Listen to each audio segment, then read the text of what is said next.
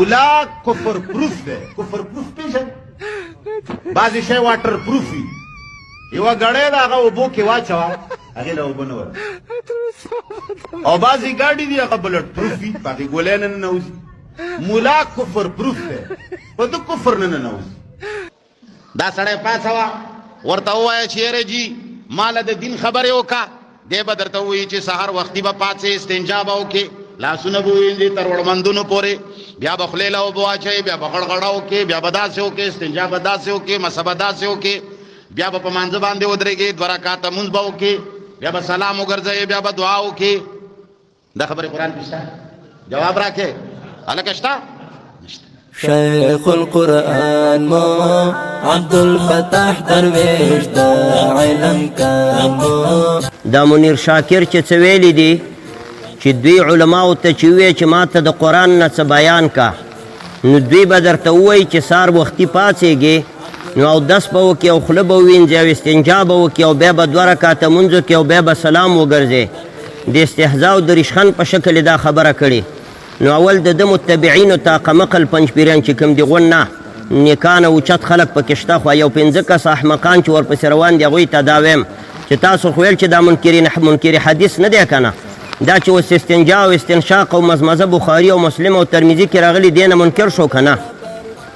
دویم کرتې دا احمق زه مخاطب کوم او د دغه ټول احمقان نیټورک زه مخاطب کوم داسې ورته ویم د ویلي چې ملا به درته ووایي چې سر را پاڅې او دس وکړه او بیا مونځ وکړه نو دا قرآن دی. هغه ناس ورته وایي چې نه هغه د ړانده چرګان.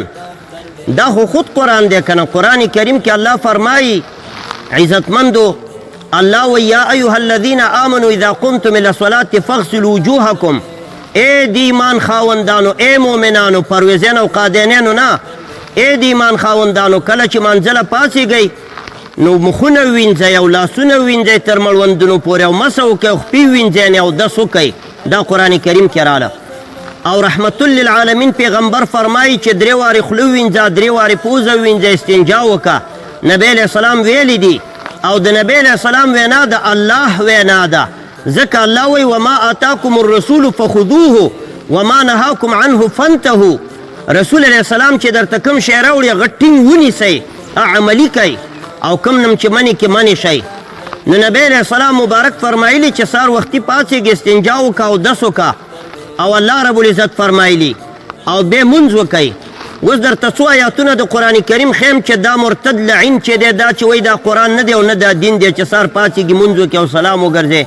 زه دا ورته ښیم چې دا دین دی قرآن دی که نه دی. الله رب العزت یو ځای کې فرمایي واذکر اسم ربک بکرة واسویلا. یاد که نوم د رب خپل د سبا او بیګا بکرتن سبئی کې و اسویل او مازیګر کې د الله نوم یاد کا. د الله نوم څنګه یادیږي خو مانځه کې د الله نوم یادیږي که نه. بل ځای کې الله رب العزت فرمایي فسبحان الله حین تمسون و حین تصبحون. پاکي بیان کې الله ته په کوم وخت کې چې تاسې ماښام کوئ او کوم وخت کې چې سبا کوئ. سبا کې چې داخلیږئ یا ماښام کې نو د الله پاکي بیان کوئ. وله الحمد فی السماوات والارض وعشیا وحین تظهرون. او دی الله لره تعریفونه دي په اسمانونو او ځمکو کې او په وخت د ماسپښین او په وخت د ماسخوتن کې. دې نه هغه 5 وخته مونځ ثابت شو عزتمندو. بل ځای کې الله رب العزت فرمایي ومن الليل فسبحه وادبار النجوم وادبار السجود. یو ځای کې راغلي د شپې د الله پاکي بیان کا وروسته د غورځېدلو د ستورو نه. ستوري چې کله شا کې سبی کې او وغورځېږي نو سبی کې د الله پاکي بیان کا. نو دا د سبا او د بیګا منځونه شلو که نه شو. بل دا چې منځ خو دین دی بار بار ما درته ویلی دي د مانځه حکم په قرآن کریم کې څومره ځای راغلی. مونځ چې نه کوي هغه څنګه مسلمان دی. وایي د مانځه فایده خو ځان له ده د نورو کارونو نورو ته ده. دا کوم حماقت ته غرې. نو عزتمندو دا سړی مرتد شوی دی د دین نه خارج دی. د سره زمونږ کار نشته. دا دومره احمق دی چې کوم مسلمان ور تکلیف وکړي عالم دا بل طرف ته ځي.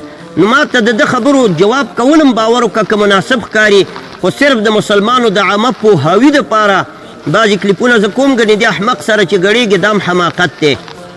ځکه دا دومره بې وقوف دی چې دا وایي چې زکات مسلمانی نه ده مونځ مسلمانی نه ده حج مسلمانی نه ده او دس مسلمانی نه ده.